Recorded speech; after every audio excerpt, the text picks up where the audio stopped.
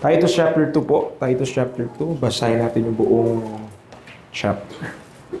Wait lang.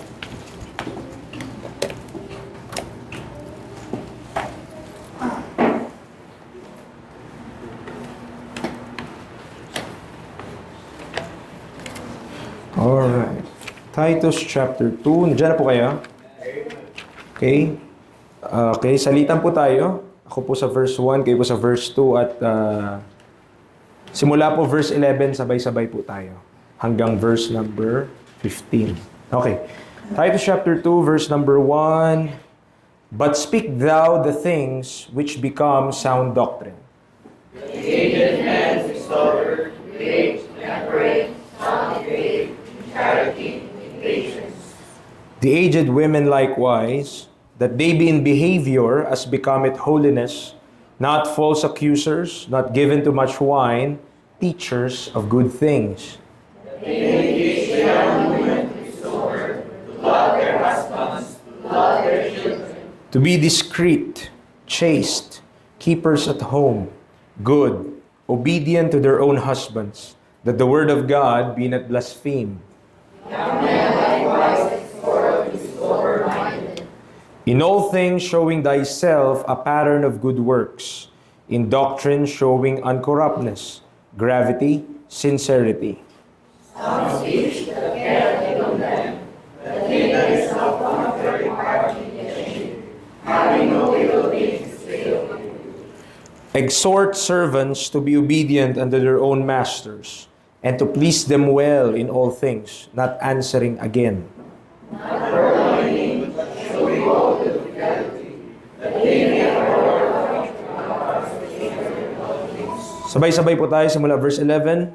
For the grace of God that bringeth salvation hath appeared to all men, teaching us that, denying ungodliness and worldly lust, we should live soberly, righteously, and godly in this present world, looking for that blessed hope and the glorious appearing of the great God in our Savior, Jesus Christ, who gave himself for us, that he might redeem us from all iniquity, and purify unto himself a peculiar people, zealous of good works.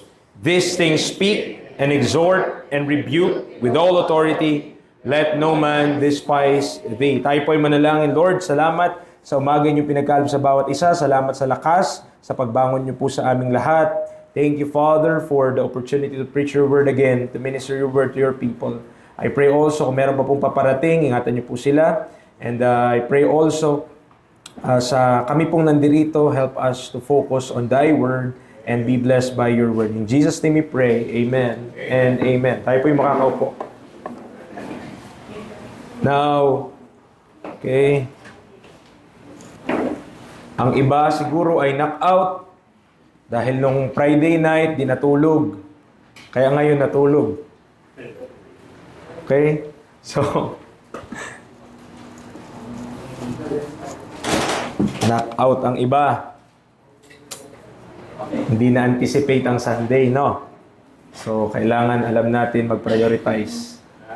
Alright. Okay. So, I entitled this message, I preached this doon sa Antipolo po. Okay, last Saturday. And I entitled this, The Doctrines of Grace. Dahil sa verse number 11, it is grace that teaches. Verse number 12, yung nagtiteach doon ay biyaya ng Diyos. And it is consistent, yung looking for that blessed hope sa verse number 13, is consistent with the doctrine of grace o yung pagtuturo ng biyaya ng Diyos. Nandiyan po tayo? So based doon sa teaching ng grace, makakapag-look ka for that blessed hope and the glorious appearing of our great God and our Savior, Jesus Christ. And it is also clear on that passage that our Lord Jesus Christ is God. Okay? Sabi niya, the glorious appearing of the great God and our Savior, Jesus Christ. So I entitled this Doctrines of Grace, looking for that blessed hope and the glorious appearing. Now, Yung verse na ito, sa verse number 13, dahil sinulat ko itong mensahe na to para sa kanila specifically, but I want to share it to you as well. Yung theme verse nila, matatagpuan sa Titus 2:13. Okay? Pero, nagsimula po yung sentence na yon simula verse 11. Kung mapapansin nyo, verse 11, nagtapos siya sa comma. Hindi siya nagtapos sa period. Hindi siya nagtapos sa tuldok. Sa verse number 12, nagtapos siya sa semicolon. Sa verse number 13, nagtapos ulit siya sa semicolon. At finally, in verse number 14, doon lamang makikita natin yung period. So, verse 11 to 14 is one sentence. Nasundan niyo po yon? Verses 11 to 14 is just one sentence. Isang sentence lang yon. Okay, dire-diretso yon. Pero, separated by the commas and by the semicolons. Okay. That sentence started from verse 11 down to verse 14. Kaya pinangalanan ko yung mensahe na to na Doctrines of Grace. We know that this doctrine, which we believe in, most commonly known as the rapture, diba? Naniwala tayo sa rapture? Nakukunin tayo ng Panginoon muli? Okay? And also our meeting with Christ is a highly debated doctrine. Marami nag-aaway dyan.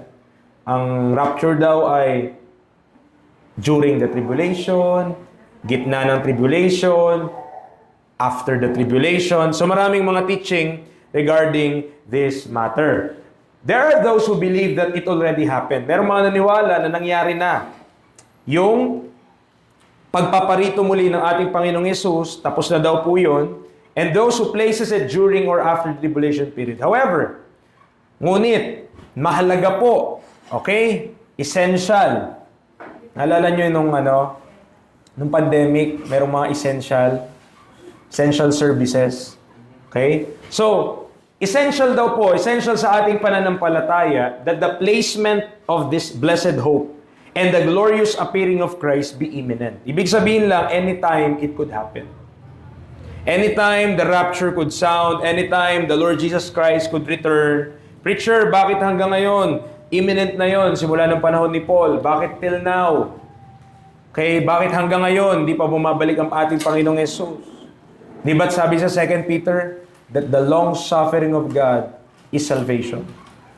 Remember this, kapag po nag-rapture na, kapag nag-sound na yung trumpet na yon, for the trumpet shall sound, at kukunin na yung dead in Christ shall rise first, and we which are alive and remain shall be caught up together with them in the clouds to meet the Lord in the air. Kapag nangyari na po yon, then magtitik na ulit yung prophetic clock, magsisimula na ulit yung prophecy, tutuloy-tuloy na naman yung fulfillment ng prophecy, and kung ating mapapag-aralan yung Book of Revelation, that is a tragic event sa lupa. Bakit? Maraming mamamatay nun. Sadly, hindi lahat ng mamamatay masisave. Because others are dying. Bakit po? Because of the judgment of God. Dahil sa paghatol ng Diyos. And we are on a blessed day right now called the Day of Salvation. Tayong lahat, namumuhay tayo sa Day of Salvation. At kahit ano pong gera, kahit anong famine, kahit anong mga mangyari dito sa mundo, hindi pa po nangyayari yung tribulation period. What we are seeing are just examples. What we are seeing are just miniature illustrations also of what was to come. Kung yung paparating sa tribulation period, you won't want to be here. And praise the Lord, we have a blessed hope and the glorious appearing of the great God and our Savior, Jesus Christ. Otherwise, kung tayo nandito sa lupa, hindi mo po gugustuhin kung ano yung tribulation period. What will happen in those days, you will not like. Okay? But praise the Lord, tayo po ay may blessed hope. Okay? Context.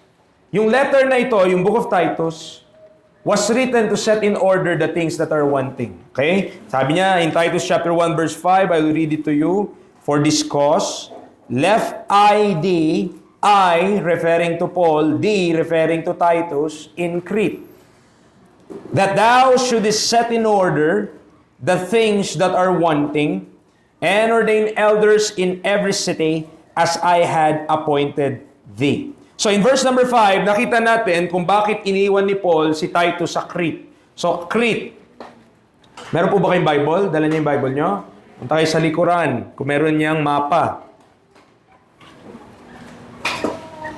Meron kayong mapa sa Bible nyo? If you have the Bible of the whole, kagaya ng gantong map, yung ganto kalaking map, yung mapa, ito yung Israel, yan yung Israel, then, ang Crete ay itong isla na to. Cyprus itong isla na to, then Crete. Okay, if you could see. Nakuha nyo? So, ang mga mapa, yung tinitignan mo dyan, patingin ako, Liam. Nasa Italy ka na, malayo-layo na yung nalakbay mo. Meron pa, atras mo, wala ka ng ibang mapa? Meron pa dyan isa, wala na? So, parang hindi, kita ba sa kanya? O basta, ito. So, ito yung Israel, then katabi niya yung Cyprus na isla, then ditong isla. Sa baba ng Corinth and Achaia, nandoon yung Crete. Okay? So, if you will look at that, that's where the Apostle Paul left Titus. Diyan niya iniwan si Titus, who is his own son after the common faith in verse number 4. And in verse number 5, the reason why iniwan niya si Titus ay para to set in order the things that are wanting. And believe it or not, brethren, there are a lot of things that we need to set in order.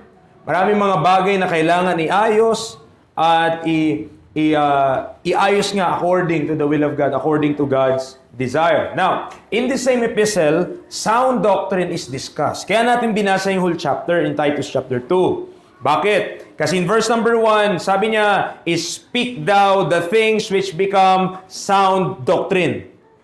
And lahat ng mababasa natin simula ng verse number 2 hanggang ng verse number 10 ay sound doctrine po yun. And if you look at that, ang sound doctrine doon, hindi nag-refer sa millennial kingdom, hindi nag-refer sa justification, hindi nag-refer sa sanctification, na doktrina positionally natin kay Kristo Jesus, but it refers to the kind of behavior God expects from His children.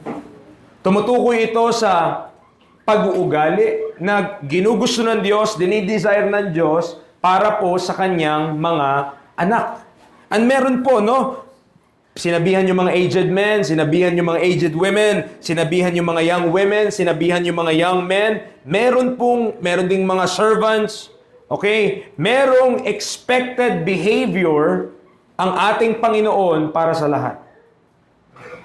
Hindi pwede bahala na ako sa buhay ko, gusto ko ganito. Okay, kapag tayo naging biblical, kapag tayo nag-aral ng salita ng Diyos properly, there are things that is expected of us as believers. Now, after discussing what is expected for the aged women, aged men, young women, and young men, verse 11 was mentioned.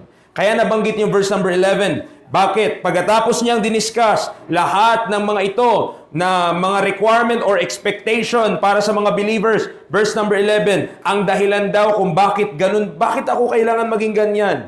Bakit yung mga young men kailangan maging sober-minded? Bakit yung mga young women, bakit kailangan maging discreet, chaste? Why? Why are those lists there? Because of the grace of God.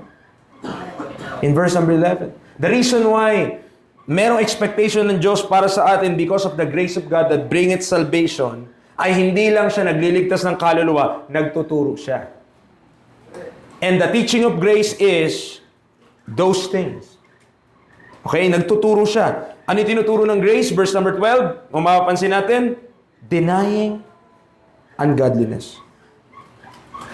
Verse 2 hanggang verse 10, mga kapatid, listen. Titus 2 po ako, baka may naliligaw sa inyo. Titus 2, verse 2 to 10. Yang mga nakalista dyan, godliness yan. That's becoming like God. That's becoming like Christ. So hindi yan inconsistent with godliness. That is consistent to godliness. And also, tinuturuan din tayo ng grace to deny worldly lust. Okay, we should live, anong sabi niya? Soberly. Ibig sabihin, nasa tamang pag-iisip, righteously, matuwid, and godly, makadiyos, in this present world. Yun yung tinuturo ng grace. Grace is teaching us those things. Tinuturuan tayo na mamuhay according to godliness, according to the will of God, according what is in the Bible, in the Word of God. So, bakit nag-appear yung verse na to? Bakit, what is for, therefore? Bakit nandoon yung for, naka-underline sa umpisa ng talata? The reason why there is an expected behavior for the saints is because the same grace that saves us carried with it lessons which transform us. May dala-dala po, may kargado, kumbaga, kargada yung biyaya ng Diyos. Nung niligtas niya tayo, hindi niya tayo iniwanan, naligtas lang.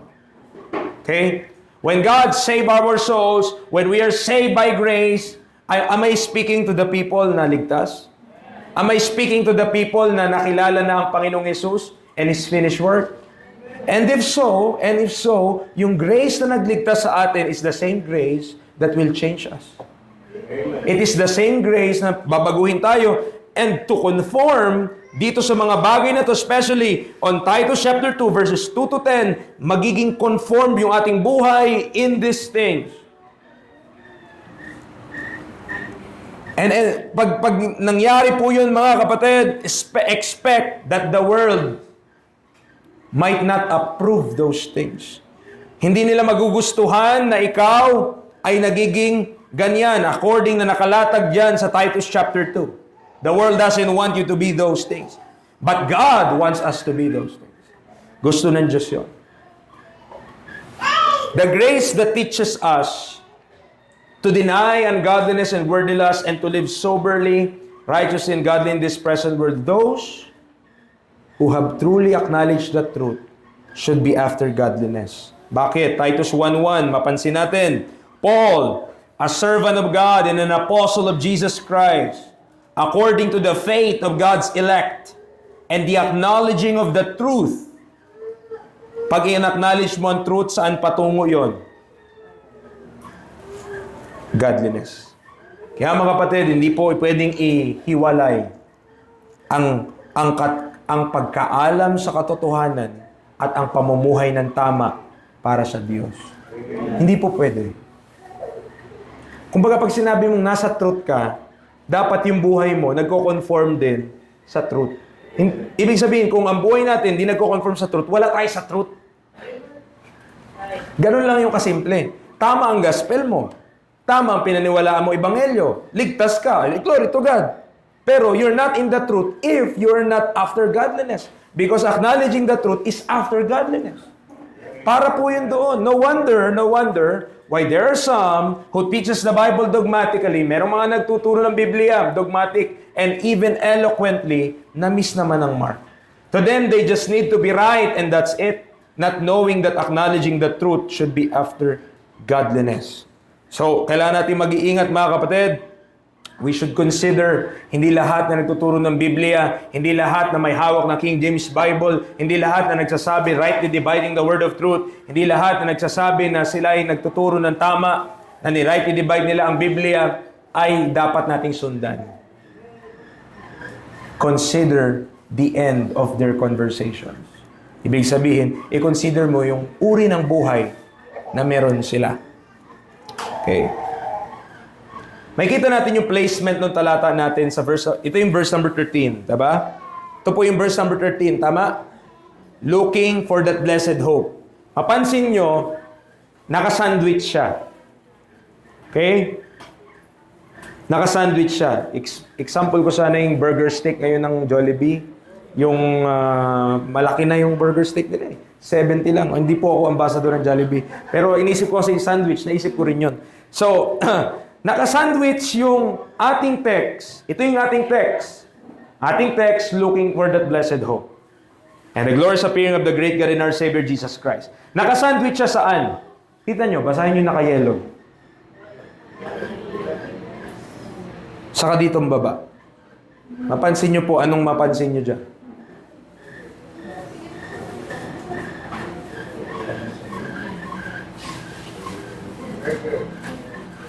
Kung mapansin nyo yung yellow, yung nilagyan ko ng yellow, hindi ba parang, pag sinimplihan lang natin, ano po, parang kabanalan.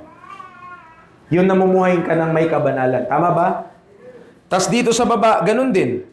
Para i-purify daw unto himself a peculiar people zealous of good works. Kasi ano bang requirement sa paglilingkod sa Panginoon? Our bodies as a living sacrifice. Anong kasunod? Holy. Acceptable unto God, which is your reasonable service. So, parang na-sandwich, no? Parang, kung isipin nyo, na-sandwich yung talata natin sa gitna ng dalawang expectation ng Diyos para sa mananampalataya. Na-expect ng Diyos, mamuhay ka ng ganito. Na-expect ng Diyos, mamuhay ka ng ganito. Mamuhay ka ng sober, mamuhay ka ng godly, mamuhay ka ng righteous para mamuhay ka unto good works. Then, preacher ang tanong, para saan yung looking for that blessed hope? Diba? Para saan ngayon, natitingin pa ako sa blessed hope?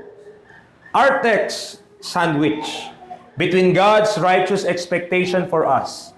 It is no accident that this placement is done or written this way. Hindi po aksidente yun. I could even venture to say that the teaching of the blessed hope and the glorious appearing of Christ be paired with instruction in righteousness and true godliness. Because it would be impossible to teach one without the other. Anong sinasabi mo dyan, preacher? Pakitagalog po, hindi namin nasundan, hindi namin intindihan. Big sabihin lang, hindi mo pwedeng ituro ang mamuhay ng tama na hindi tinuturo yung looking for that blessed hope. Hindi mo pwedeng mapaghiwalay yung dalawa. Dahil imposible na mamuhay ka ng tama ngayon if you will not look for that blessed hope and the glorious appearing of the great God and our Savior, Jesus Christ. And you could also not teach looking for that blessed hope without right living. Kumbaga yung dalawang ito, hindi pwedeng paghiwalayin. Okay? Hindi pwedeng i-separate. These are taught side by side. These are taught or these doctrines should exist at the same time. Consider natin itong mga bagay na ito na sinulat ko dito. Kung si Kristo hindi bumangon mula sa mga patay, anong epekto nun?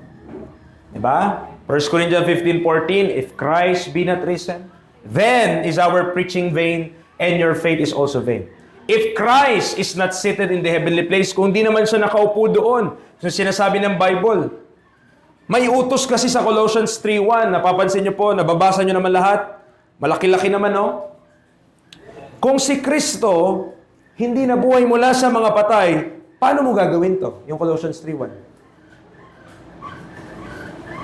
Ano sabi niya? If ye then be risen with Christ, seek those things which are above, where Christ sitteth on the right hand of God. Kung si Kristo hindi nakaupo doon ngayon, paano mo magagawa to? Eh yung doktrina na to nakabase sa pag-upo niya doon. Nasundan po natin? Kung hindi siya nakaupo doon, you could not seek above. Susundan nyo na? Okay. Kung si Kristo naman ay dumating na. Sabi ng 2 Thessalonians 2:3, let no man deceive you by any means, for that day shall not come except there come a falling away person, that man of sin be revealed, the son of perdition. In these three scenarios, true godliness as taught in the Pauline epistle cannot be truly applied. Hindi mo maa-apply yung pag-look on that blessed hope without yung expectation sa ating Panginoon na babalik siya. Kung si Kristo ay hindi bumangon mula sa mga patay, ang ating pananampalataya ay walang kabuluhan. Sapagat tayo ay nasa ating pang mga kasalanan. Kung si Kristo ay hindi naupo doon sa makalangit na dako, then walang point na i-set natin yung affection natin ng things above. Bakit po? Eh wala naman sa doon eh. Tama po ba? There's no point of looking above. There's no point on setting our affection on things above. Why? Dahil si Kristo wala doon kung wala siya doon. At kung dumating na siya, then ang kailangan mo nang hanapin, yung Antichrist, hindi siya. Na maraming mga mananampalataya ngayon, ganto. Ang hinahanap nila, Antikristo. Kaya ang gusto nila lagi, yan na yung nangyayari sa US, saka sa Iran, ito na World War III na ito na yung tribulation period. Ignorance of the Bible, mga kapatid. Kung nasa saan po tayo ngayon, we are not living in prophetic times. Though we are living in the perilous times. Peligroso. Oo, yung ating pamumuhay ngayon, delikado, masabi natin, because we are in the midst of a crooked and perverse nation. Yet, this is the day of salvation. Ang ministry ng Diyos ngayon na pinapagawa sa atin is the ministry of reconciliation. That God is offering His hand to this sinful world. Ginawa na nung anak ko yung kabayaran, no? Bati na tayo. Inaabot na ng Diyos yung kanyang kamay sa atin. O sa sanlibutan na ito, sinong ginagamit niya? As though God did beseech you by us. Yung ministry natin, yung witnessing natin sa ibang tao, that is God reaching His hand toward men na ino-offer niya yung kanyang kaligtasan na makipagkasundo na kayo. Dahil hindi forever yung kamay ng Diyos nakaganto. Okay? Hindi pang habang buhay to. Ngayon, kung hindi pa bumabalik ang Panginoon, nakaganto pa rin, naka-extend pa rin. Pero kapag ang Panginoong Jesus, minit na natin siya in the air, when that event comes, no longer na ang kamay ng Diyos ganto. Kundi, yung wrath of God, i-pour niya na sa tao. Okay? Yung quote ng Diyos. Okay? Consider this. Oh. Nasaan tayo? Nasaan ka? Iba, di sigurado. Nasaan ba ako dyan? Siguro nandun ako sa nation. Siguro nandun ako sa under the law. Siguro nandito ako sa ages to come, sa tribulation. No. You are here. Nandito ka. Nasa grace ka, nasa church age ka. And we have an expectation of the rapture that Jesus Christ would return. Tama? The only time we could look for that blessed hope and the glorious appearing of the great God in our Savior Jesus Christ is during the dispensation of the grace of God. Wala pong ibang panahon. Bakit? Preacher, ano sinasabi mo? Ano in-explain mo sa amin? Kung ikaw, nabuhay ka dito sa before the cross, under the law, hindi magi-exist yung doktrina na yan. Yung looking for that blessed hope, hindi mo pwedeng gawin yan. Bakit? Alam ba nila na may mystery? Alam ba nila na may church age? Alam ba nila na may body of Christ? Hindi po. Si Kristo, sa earthly ministry niya, anong tinuturo niya? Law. Okay? And millennial kingdom, the kingdom to come. Yun yung tinuturo ni Kristo. Ito yung, kumbaga, nung si Kristo ay dumating, consistent siya as if hindi yan nag-i-exist. Itong mga bagay na to, takpan mo yan. Ang tinuturo niya, tribulation. Ang tinuturo niya, ages to come. Ang tinuturo niya, millennial kingdom. Yun yung tinuturo ng ating Panginoong Hesus in His earthly ministry. Why? Kasi consistent yun sa prophecy. So, kung ikaw ay nabuhay dito, pakinggan niyo po ha, kung ikaw ay nabuhay dito, ang Bible mo hanggang Malachi lang.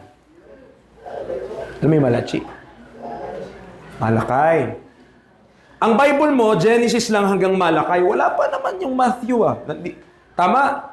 Hindi pa nasulat yun. Hanggat hindi nag-resurrect ang Panginoong Yesus at kinumisyon niya yung kanyang mga disipulo. So wala pa. Hindi pa nasulat. Matthew, Mark, Luke, dyan. Hindi pa nga nasulat eh.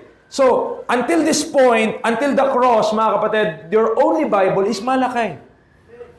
You don't have that blessed hope. Wala tong doktrina na ito. Natuturo ng Titus chapter 2. Now, ito naman, kung ikaw naman, tayo naman ay nandito na, lumagpas ka na, bakit ka pa maglulok? Tapos na yun. Nakuha nyo? The only time na pwede mong ituro yung looking at that blessed hope is right now. Ngayon lang yan po pwede. Hindi pwede dati kasi wala naman nakakaalam. Hindi rin pwede kung tapos na yun kasi nga, tapos na eh. Ba't mo pa ituturo? Natapos na, nangyari na.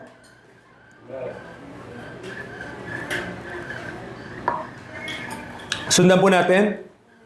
So the only time that we could teach these things, na pwede nating ituro yung doktrina ng blessed hope and the glorious appearing of the great. By the way, don't be too much caught up doon sa blessed hope na rapture yon. Kasi kung i-cross-reference mo, mas malaki pa ang probability or even specifically ang hope si Kristo talaga. Nakuha niyo po? Jesus Christ is our hope. Kaya nga sa Cavite, yung pangalan ng church nila Pastor Gary, Jesus Christ, the Blessed Hope Baptist Church. Okay? So, pero kaakibat kasi sa hope na yon is also His appearing to meet us in the air. Okay? So, ang sinasabi ko lamang po mga kapatid, pwede mo lang ituro ito ngayon. Pag natapos na yung panahon natin ngayon, hindi mo na yan pwedeng ituro.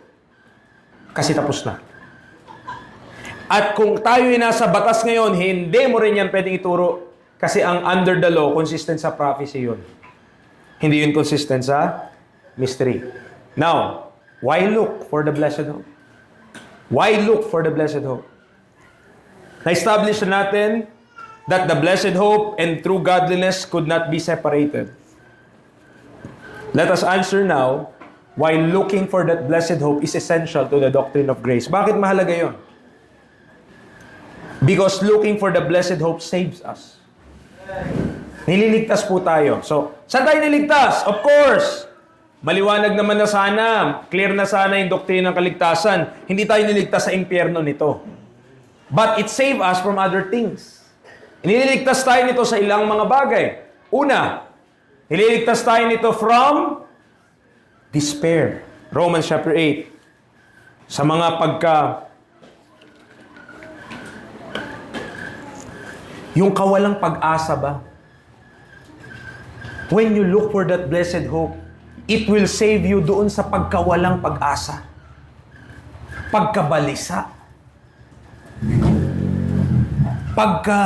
Ano pa ba mga Tagalog na malalalim? Lahat yun. Doon sa mga bagay na yun. Inililigtas ka nun doon.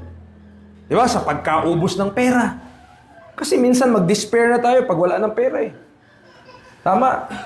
Kapag yung ulam mo na lang sa rep, sardinas, at noodles, di ba? At tuyo. Romans chapter 8. Romans chapter 8 verse 23 to 28. Romans chapter 8 verse 23 to 28. And not only they, but ourselves also, which have the first fruits of the Spirit, even we ourselves groan within ourselves, waiting for the adoption to wit, the redemption of our body. For we are saved by hope, but hope that is seen is not hope. For what a man seeth, why that he yet hope for? Bakit ka pa aasa kung nakita mo naman na? So ang hope talaga, dun sa hindi mo pa nakikita. Verse number 25, but if we hope for that we see not, then do we with patience wait for it. Likewise, the Spirit also helpeth our infirmities.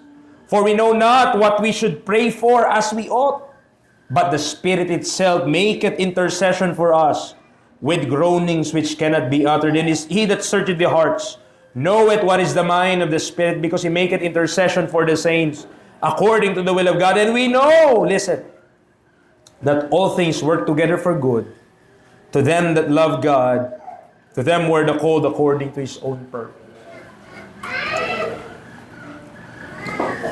Alam niyo po yung kabaliktaran nung to them that love God is to love the world. Okay? Love the world and, you know. Pero sa atin na mga nagmamahal sa Diyos and also His appearing, mga kaibigan, mga kapatid, we could be comforted by the scripture in verse number 28. We know that all things work together for good.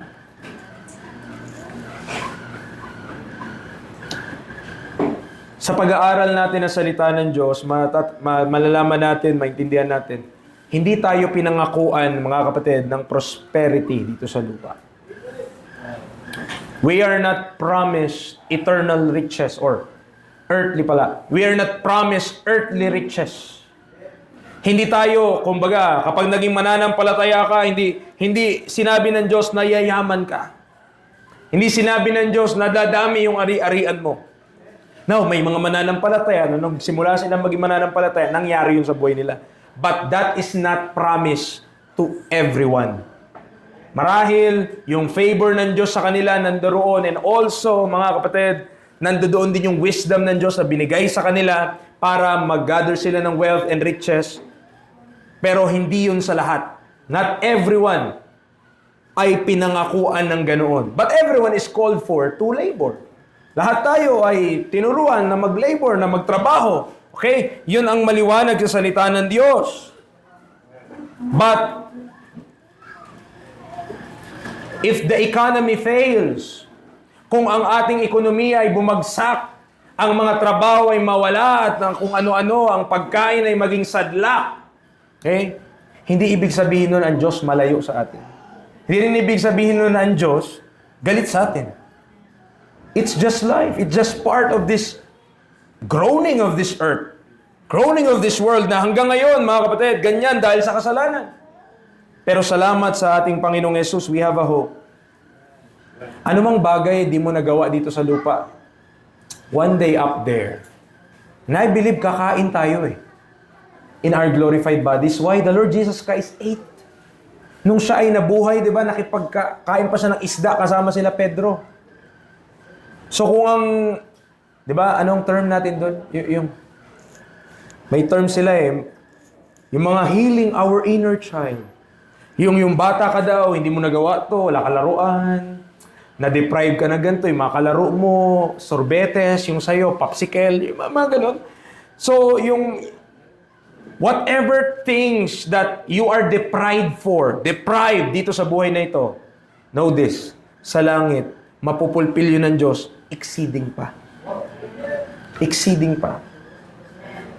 But in this life, meron talaga pong mga kalungkutan, meron po talagang mga bagay na minsan mabalisa ka, mawalan ka ng pag-asa, mawalan ka ng gana. 'Di ba? Dati, ito na lang example, dati gustong-gusto mo umawit. Ngayon pinipilit na kayo. Bro, kanta ka? Hindi, kumanta ka, bro. Mamaya. Pero dati, gusto mo kumanta. Hindi ka pinipilit. Ikaw na nga lang pinipigilan. Bro, nakakailang ka na. Ano ka muna? Next. But there are things that puts us in despair. Merong mga bagay na nilalagay tayo sa isang sitwasyon na parang maubusan ka na ng pag-asa, na ayaw mo nang gumalaw, na ayaw mo na lang. Pero yung blessed hope, pag tumingin ka kay Kristo, when you're expecting Him that He will come back, that He will make things na babaguhin niya, aayusin niya lahat din to. Kumbaga sa gitara, kung nawawala ka na sa tono, mabalik ka sa tono. Sintonado na ang buhay mo, maging tonado na ang buhay mo. Also, 1 Corinthians 15:58, saan pa tayo nililigtas nung pagtingin doon sa blessed hope na yon? From complacency. Ano ibig sabihin, preacher, na complacency? Yung pagiging kampante, mga kapatid. Iba po don't get me wrong. Iba yung complacency sa contentment. Okay? Ang complacency kasi, ito yung kampante ka na kahit wala kang ginagawa, na kahit tamad-tamad tayo sa things of God, kahit wala tayong interest sa salita ng Diyos, wala tayong interest na maglingkod sa Panginoon, okay lang yan, langit naman na ako.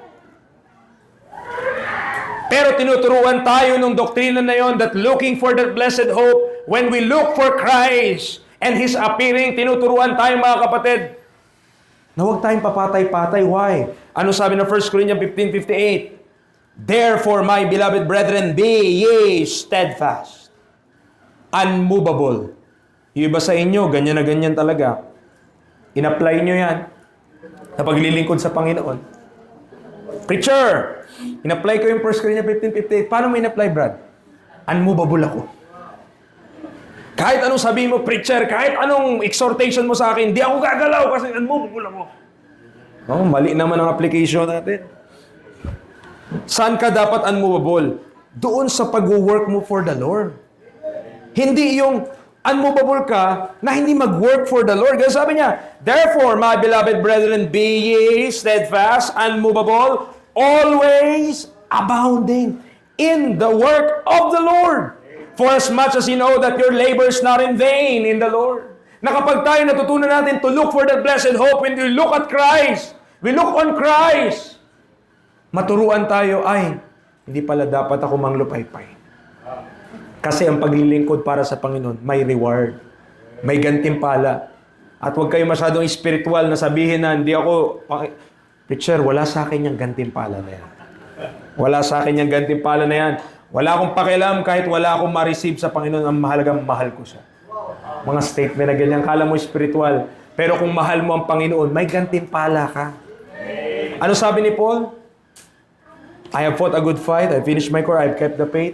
Henceforth, there's laid up for me a crown of righteousness, which the Lord, the righteous judge, shall give me at that day, and not to me only, but unto all them that love His appearing.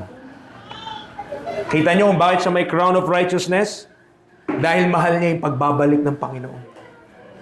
Nakita natin? So, kapag minahal natin yung pagbabalik ng ating Panginoon, mga kapatid, we know that our labor is not in vain in the Lord. Your labor will not be in vain in the Lord. Okay? So yun po. Matulungan tayo, maturuan tayo na hindi maging complacent. Sa mga young men natin, sa mga young people natin na hindi tayo mga complacent. Sige, 1 Corinthians 7 muna. 1 Corinthians 7.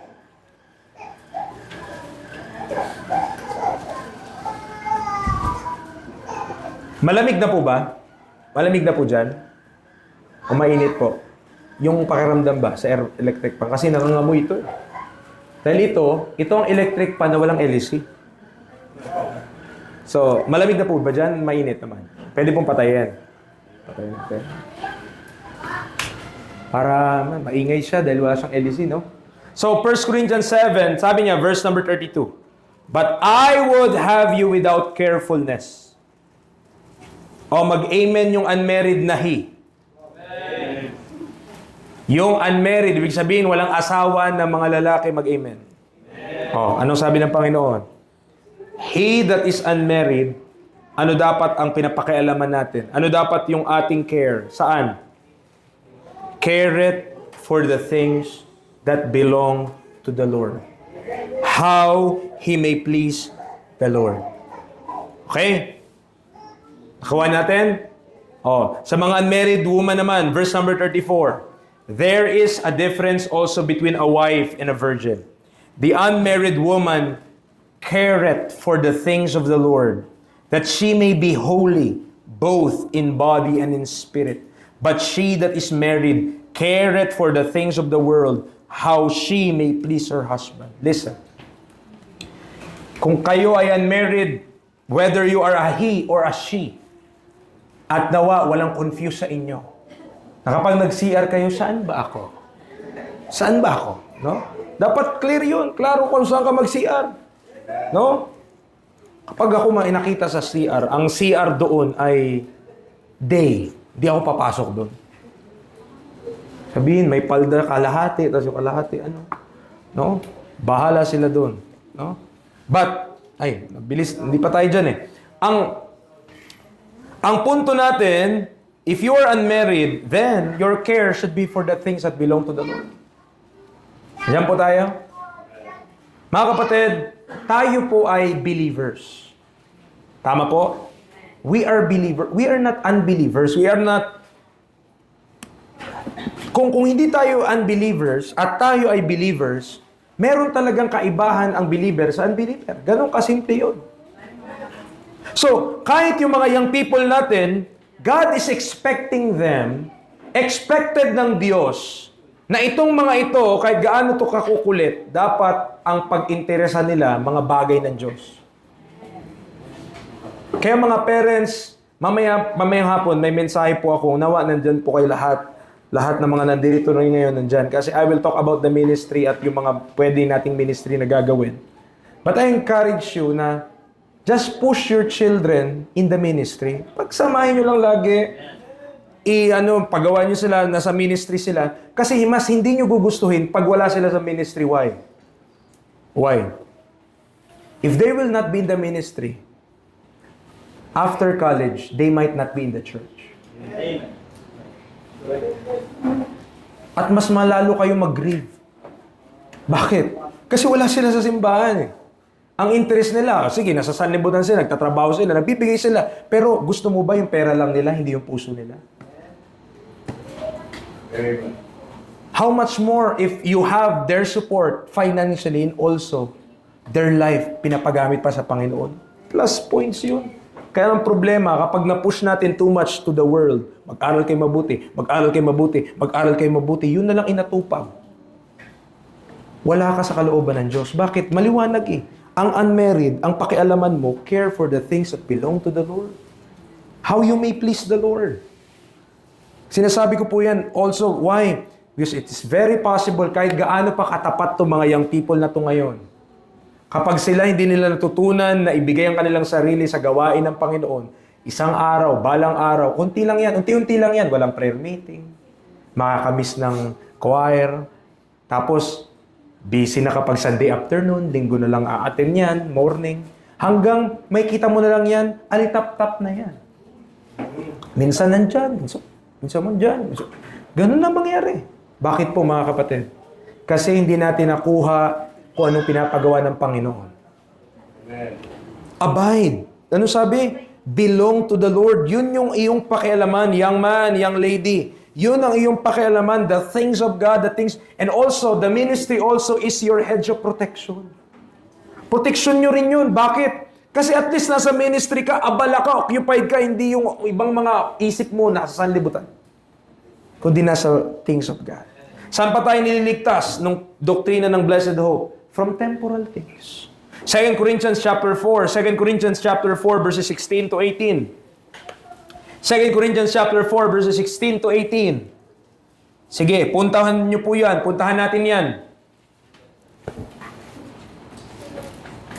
At as announcement lang Opo, simulan natin bukas yung sa men.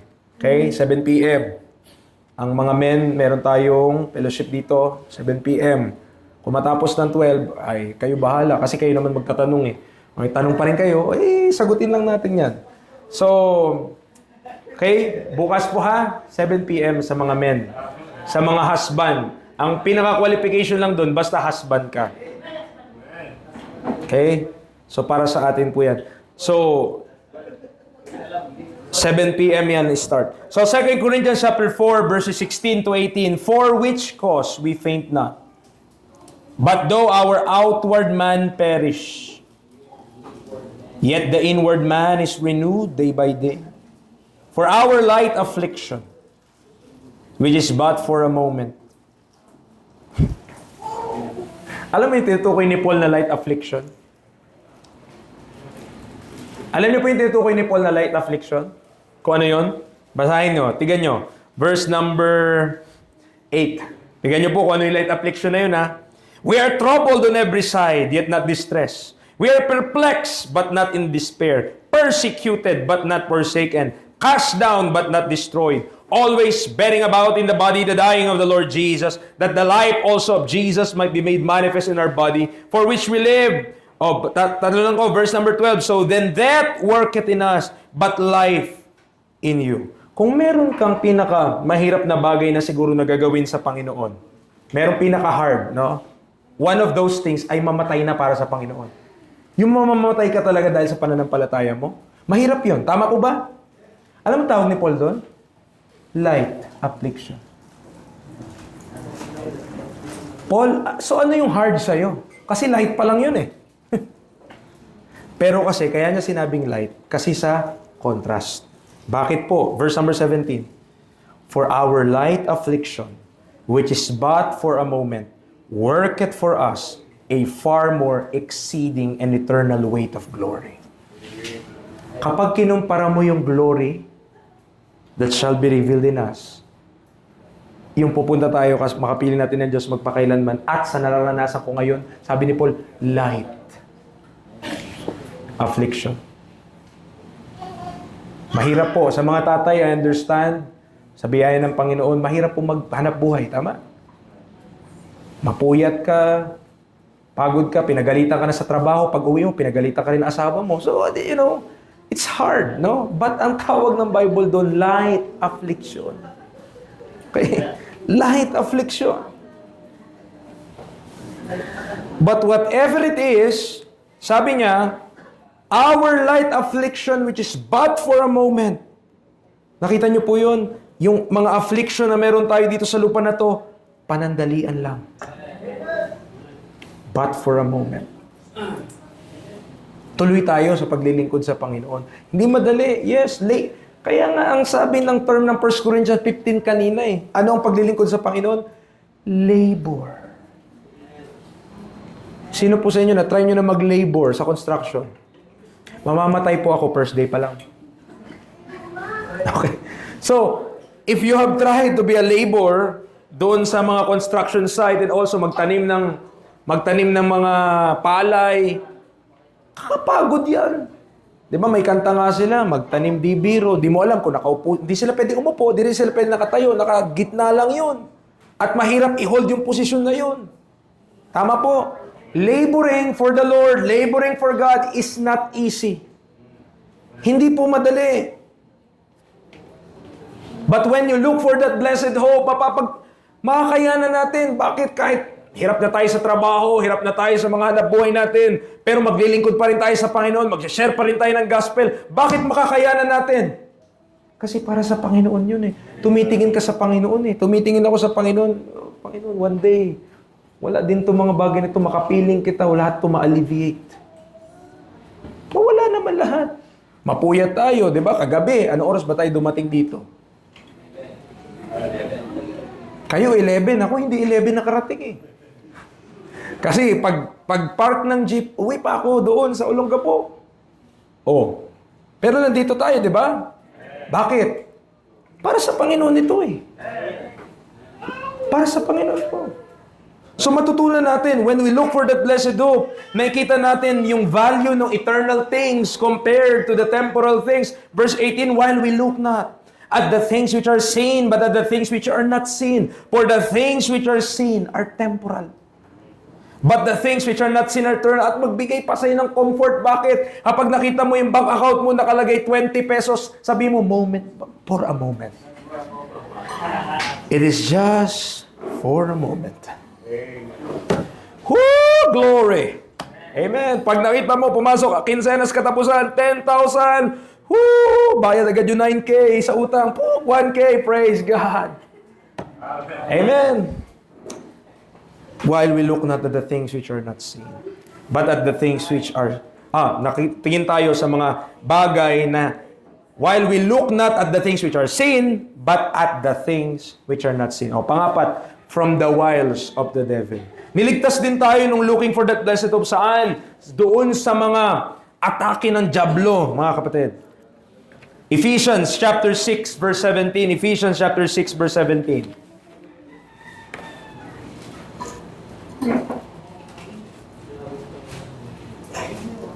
Ephesians chapter 6 verse 17. Ang context niya, verse number 11, put on the whole armor of God. Clear ba yon? I-put down natin yung full armor of God. Now, part of that whole armor is also the helmet. In verse number 17, and take the helmet of salvation. Ano yun? Kanina? Ibig sabihin ba nun, tapos ako mag-preach? Hindi po. So, ano sabi niya? Take the helmet of salvation and the sword of the Spirit, which is the Word of God. Now, bakit preacher, binanggit mo yung take the helmet of salvation? Kasi cross-reference niyan, 1 Thessalonians 5:8. At ang sabi sa 1 Thessalonians 5:8, ito. 1 Thessalonians 5:8, but let us, who are of the day, be sober, putting on the breastplate of faith and love, and for an helmet, the hope of salvation.